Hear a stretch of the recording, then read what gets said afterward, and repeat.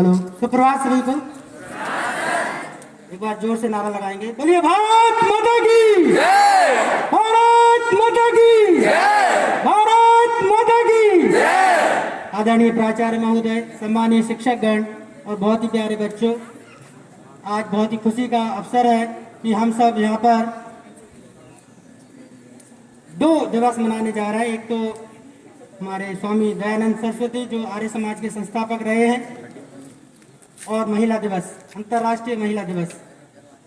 दोनों के बारे में मैं थोड़े 2 शब्द कहना चाहूँगा, यदि प्राचार्य जी की अनुमति हो। साथियों, जैसा कि कहा गया है कि स्वामी दयानंद सरस्वती जी ने आर्य समाज की स्थापना की।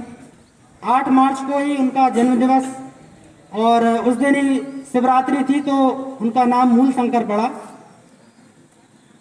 बहुत ही कह सकते हैं कि श्रद्धान्वित परिवार, भगवान के प्रति बहुत श्रद्धा थी। एक बार की बात है, बचपन में मूल शंकर शिव जी के मंदिर में बैठे हुए थे और शिवरात्रि का वो दिन था।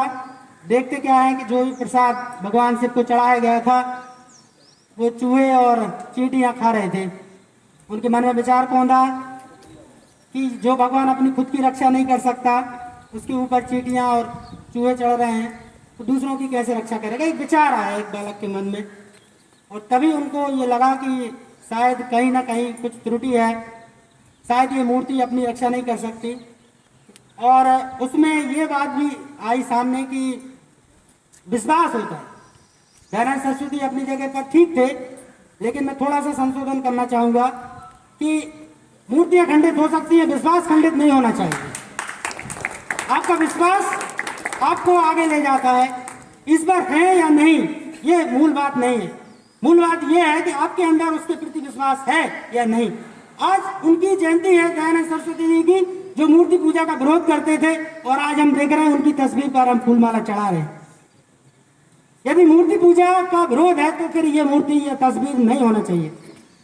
मैं विरोध नहीं कर रहा हूं, मैं एक आदर्श राष्ट्रीय स्वतंत्रता संग्राम सेनानी, आर्य समाज के संस्थापक, हिंदू समाज की कुरीतियों को दूर करने वाले महान ऋषि स्वामी दयानंद सरस्वती का मैं अनादर नहीं करना चाहता हूं, मगर मेरा मत जो है वो मैं जाहिर करना चाहता हूं। स्वामी दयानंद जी के शब्दों में हमारा जो मूल सिद्धांत है वो है हमारे 4 वेद, ऋग्वेद, यजुर्वेद, सामवेद, अथर्ववेद। और उनका कहना है, सत्या प्रकाश, यदि आप लाइब्रेरी में उपलब्ध है, आप चाहें तो इसको पढ़ सकते हो, पढ़ना चाहिए। यही वो जीवन है, यही वो समय है जब हम अपने खुद के बारे में, खुद के इतिहास के बारे में, हमारे वेदों के बारे में जानना चाहिए, समझना चाहिए। क्योंकि हो सकता है बाद में समय ना मिले, अभी समय है पर्याप्त। आपको पढ़ना चाहिए इन सब चीज़ों का। कोर्स एक अपनी जगह है, लेकिन जब राष्ट्रीय शिक्षा नीति कहती है सर्वांगीण विकास, जब हम कहते हैं कॉम्पिटेंसी बेस्ड एजुकेशन, तो समय समय पर इस मंच से आपको बीच बीच में सलाह भी दी जाती है कि अपनी जड़ों से जुड़ो।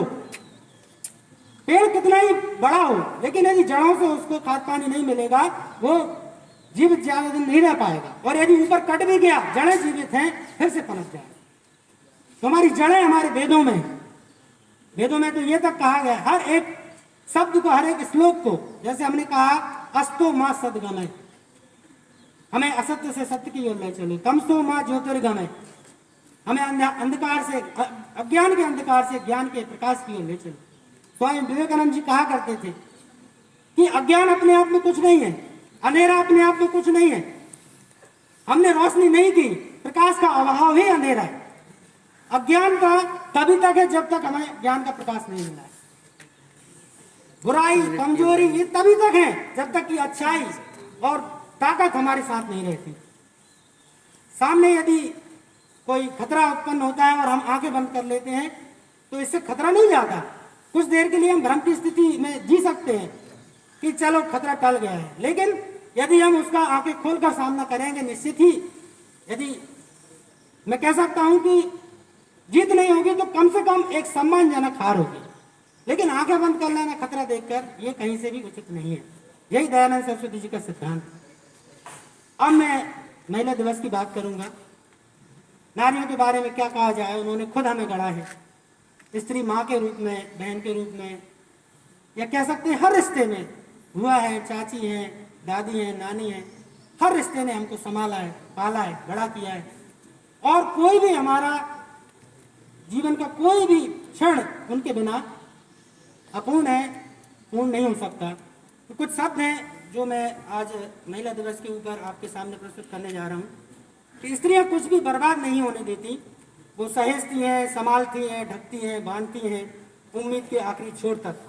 कभी तुरपाई करके, टाँका लगा के, धूप दिखा के, कभी हवा जला के, कभी छांट कर, बीन कर, तोड़ कर, जोड़ कर। देखा होगा ना, अपने ही घर में उन्हें खाली डिब्बे जोड़ते हुए, बची थैलियां मोड़ते हुए, बची रोटी शाम को खाते हुए, दोपहर की थोड़ी सी सब्जी में तड़का लगाते हुए, दीवारों की सीलन तस्वीरों से छुपाते हुए, बचे हुए खाने से अपनी थाली सजाते हुए, फटे हुए कपड़े हो, टूटा हुआ बटन हो, पुराना अचार, सीलन लगे बिस्किट, चाहे पापड़, डिब्बे में पुरानी दाल, गला हुआ फल, मुरझाई हुई सब्जी या फिर तकलीफ देता कोई रिश्ता।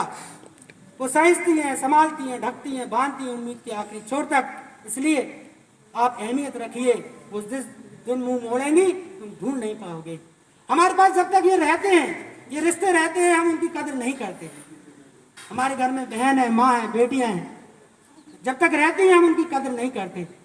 एक क्षण के लिए, एक पल के लिए सोच के देखिए उनके बिना जिंदगी क्या है।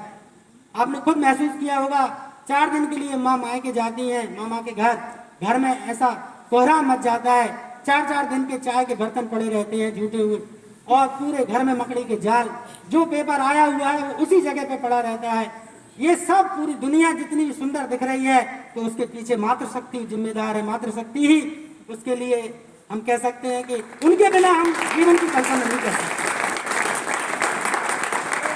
मैं बार बार नमन करता हूँ, और जो भी भूल त्रुटियां हो मैं चाहता हूँ कि वो हमें क्षमा करें। हे माँ, तुम महान हो और मातृ रूपेण संस्थिता, मैं कहूँगा या देवी सर्वभूतेषु मातृ रूपेण संस्थिता, नमस्तस्यै नमस्तस्यै नमस्तस्यै।